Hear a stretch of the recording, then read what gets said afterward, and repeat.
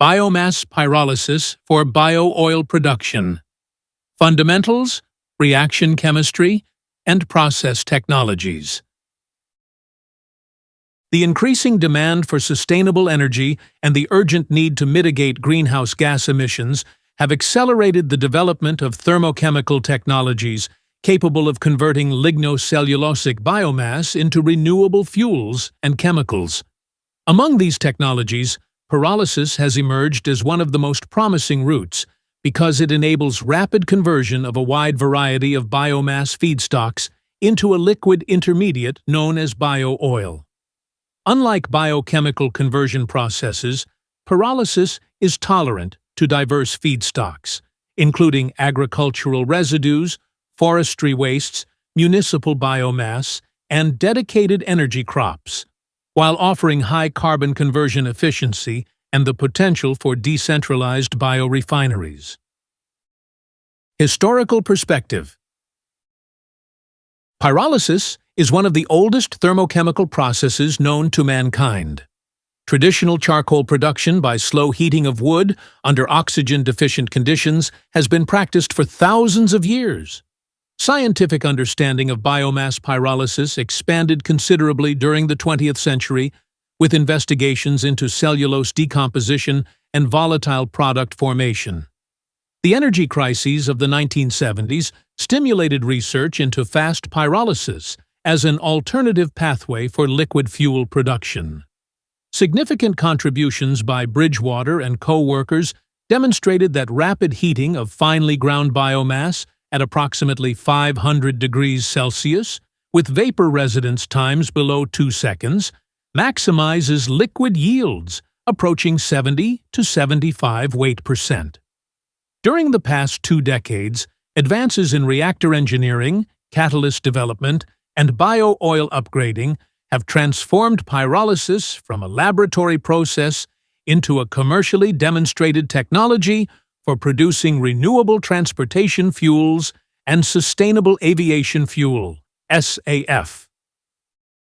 Pyrolysis mechanism and reaction chemistry. Pyrolysis is the thermal decomposition of organic materials in the absence of oxygen, typically occurring between 350 and 650 degrees Celsius. Biomass is a heterogeneous composite consisting primarily of cellulose, 35 to 50%, hemicellulose, 20 to 35%, and lignin, 15 to 30%, together with extractives and inorganic minerals. Each component decomposes through distinct reaction pathways, producing different distributions of gases, condensable vapors, and solid char. The pyrolysis process proceeds through 3 overlapping stages. Initially, moisture evaporates below 150 degrees Celsius with negligible chemical transformation. Between 200 and 400 degrees Celsius, primary pyrolysis reactions dominate, involving cleavage of glycosidic and ether linkages accompanied by depolymerization and volatilization of biomass constituents. At temperatures above 450 degrees Celsius, secondary cracking, reforming, condensation, and polymerization reactions occur within the vapor phase, significantly influencing the final bio-oil composition. Cellulose, a linear polymer of beta 1 to 4 linked D-glucose units, undergoes depolymerization through homolytic cleavage of glycosidic bonds. The primary intermediate, active cellulose, rapidly fragments via transglycosylation to produce levoglucosan, which is generally the dominant anhydrous sugar in fast pyrolysis oils. Competing dehydration reactions generate hydroxyacetaldehyde, glycolaldehyde, acetol, and low molecular weight oxygenates. At elevated temperatures, levoglucosan undergoes secondary cracking to produce furans, ketones, carbon monoxide, and carbon dioxide.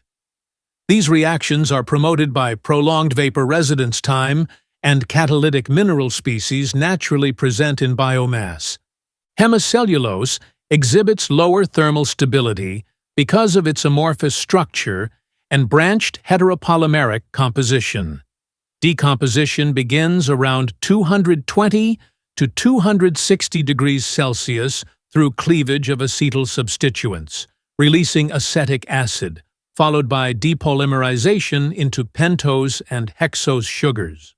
Subsequent dehydration forms furfuryl and 5-hydroxymethylfurfuryl (HMF), while fragmentation reactions generate aldehydes, ketones, and light organic acids.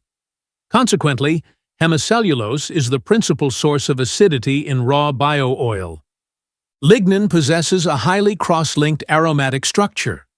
Pyrolysis initially cleaves the relatively weak beta-O4 bonds, liberating substituted phenolic monomers such as guaiacol, syringol, cresols, and alkyl phenols. As temperature increases, cleavage of stronger carbon-carbon linkages produces polyaromatic species and promotes condensation reactions that ultimately contribute to char formation.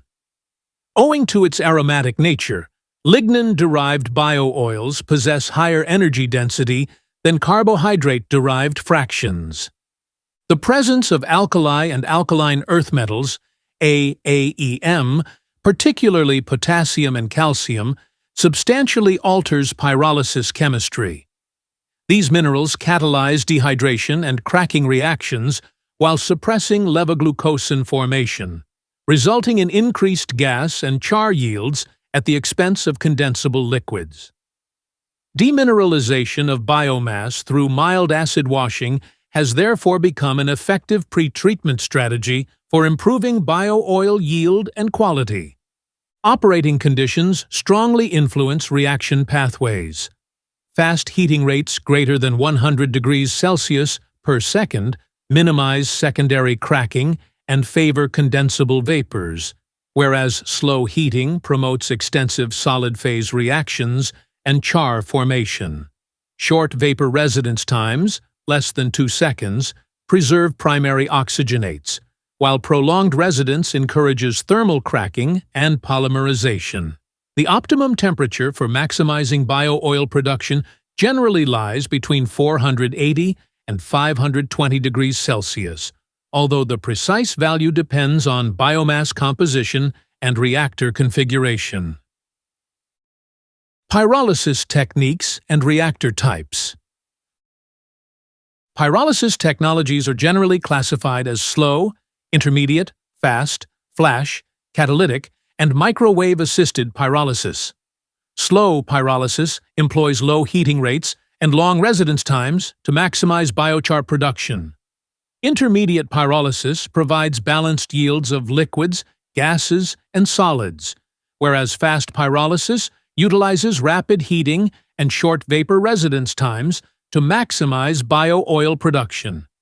Flash pyrolysis further increases heating rates to enhance volatile release, but requires finely ground feedstock. Catalytic pyrolysis integrates catalysts directly into the reactor to deoxygenate vapors during formation, while microwave-assisted pyrolysis employs dielectric heating to improve volumetric heat transfer and process efficiency. Commercial production of bio-oil predominantly employs bubbling fluidized-bed and circulating fluidized-bed reactors because of their excellent heat transfer characteristics and uniform temperature distribution. Fixed-bed reactors remain attractive for laboratory studies but suffer from poor scalability and heat transfer limitations. Auger reactors eliminate the need for carrier gas and are suitable for decentralized applications, whereas rotating cone reactors achieve rapid heating through direct contact between biomass particles and hot sand. Vacuum and entrained flow reactors have also been investigated for specialized applications, but are less commonly deployed commercially due to higher operational complexity. Overall, reactor selection depends on feedstock characteristics, desired product distribution, heat transfer efficiency, and economic considerations. Among currently available technologies, fluidized-bed reactors continue to represent the industrial benchmark for large-scale fast pyrolysis because they consistently deliver high liquid yields, operational flexibility, and reliable scale-up performance. Bio-oil upgrading technologies. Although fast pyrolysis produces the highest liquid yield among thermochemical conversion technologies, the resulting bio-oil possesses several undesirable characteristics that limit its direct use as a transportation fuel. Typically containing 35 to 50 weight% oxygen and 15 to 30 weight% water, raw bio-oil exhibits low heating value, 16 to 19 megajoules per kilogram, high acidity, pH 2 to 3, poor thermal stability, high viscosity, immiscibility with petroleum fuels, and susceptibility to aging due to polymerization of reactive oxygenates. Consequently, catalytic upgrading is essential to improve fuel quality by reducing oxygen content, increasing energy density, and enhancing storage stability. Hydrodeoxygenation, HDO, is the most effective upgrading technology for producing hydrocarbon fuels from pyrolysis oil. In this process, oxygen is removed through hydrogenation, hydrogenolysis, dehydration, decarboxylation, and decarbonylation reactions under elevated hydrogen pressures, 5 to 20 megapascals, and temperatures between 250 and 450 degrees Celsius. Hydrodeoxygenation proceeds through sequential stabilization and oxygen removal reactions. Initially, aldehydes, ketones, and unsaturated compounds undergo hydrogenation to prevent polymerization. Phenolic compounds are subsequently converted into cyclohexanols and cyclohexanes through aromatic ring hydrogenation followed by CO bond cleavage. Carboxylic acids are transformed into alcohols and hydrocarbons via hydrogenolysis or decarboxylation, whereas furans are hydrogenated and deoxygenated to form cycloalkanes. Catalytic cracking represents an alternative upgrading strategy that avoids external hydrogen consumption. In this process, pyrolysis vapors or condensed bio-oils are contacted with acidic catalysts, most commonly HZSM5, HY, USY, or SAPO11 zeolites, at temperatures of 450 to 600 degrees Celsius. Catalytic fast pyrolysis, CFP, integrates biomass pyrolysis and vapor upgrading within a single process. Biomass-derived vapors are immediately contacted with zeolite catalysts, minimizing secondary polymerization and enabling direct production of aromatic hydrocarbons. Recent studies have demonstrated that hierarchical zeolites, mesoporous aluminosilicates, and metal-modified HZSM5 catalysts improve aromatic selectivity while suppressing coke formation. Incorporation of gallium, zinc, iron, and nickel promotes dehydrogenation and aromatization, whereas phosphorus modification enhances catalyst stability. Several mild upgrading techniques have also been developed to improve bio-oil stability without extensive deoxygenation.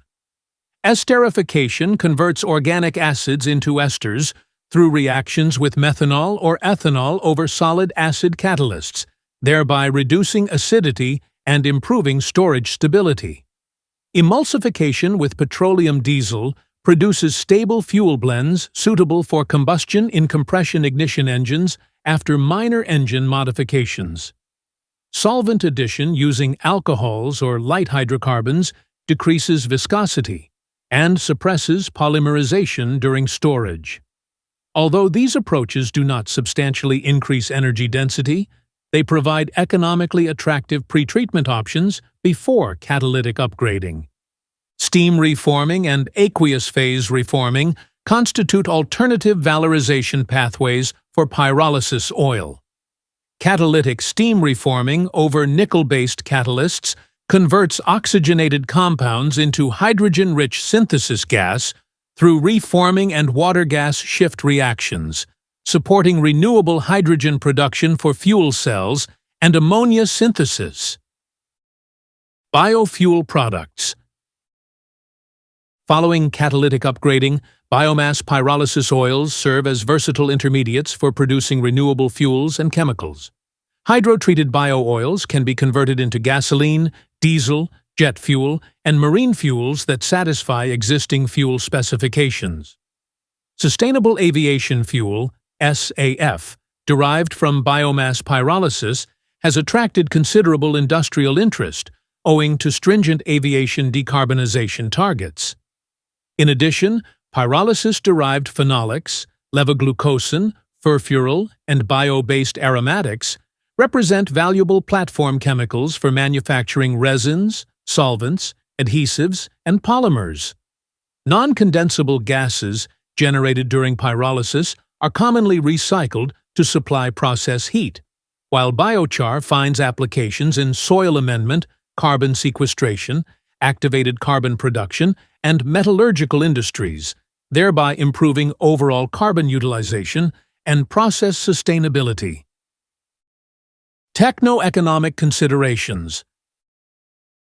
The economic viability of biomass pyrolysis depends primarily on feedstock cost, plant scale, liquid yield, catalyst lifetime, and upgrading efficiency.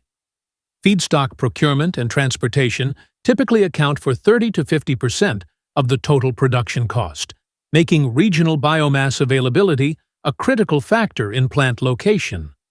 Large-scale fast pyrolysis facilities, greater than 2,000 dry tons per day, benefit significantly from economies of scale, reducing the minimum fuel selling price through improved heat integration and higher equipment utilization. Hydrodeoxygenation contributes substantially to operating costs because of hydrogen consumption, catalyst replacement, and high-pressure reactor systems. Consequently, considerable research has focused on developing low-cost catalysts with enhanced resistance to coking, sulfur poisoning, and water-induced deactivation. Techno-economic analyses indicate that integration of pyrolysis with existing petroleum refineries or biorefineries substantially improves profitability by reducing infrastructure requirements and enabling co-processing of renewable feedstocks. Furthermore, government incentives, carbon pricing mechanisms, and renewable fuel standards significantly enhance the commercial competitiveness of pyrolysis-derived fuels relative to fossil fuels. In conclusion, fast pyrolysis represents one of the most promising thermochemical routes for converting lignocellulosic biomass into renewable liquid fuels and value-added chemicals. Continued advances in mechanistic understanding of biomass decomposition, catalyst development, and reactor design have significantly improved bio-oil yield and quality. Nevertheless, catalytic upgrading remains indispensable for producing drop-in transportation fuels due to the inherently oxygen-rich nature of raw bio-oil. Emerging hydrodeoxygenation catalysts, catalytic fast pyrolysis processes, and refinery co-processing strategies are steadily bridging the gap between laboratory research and commercial implementation. When combined with sustainable biomass management, carbon capture, and supportive renewable fuel policies, biomass pyrolysis is expected to play an increasingly important role in the transition toward a low-carbon circular bioeconomy.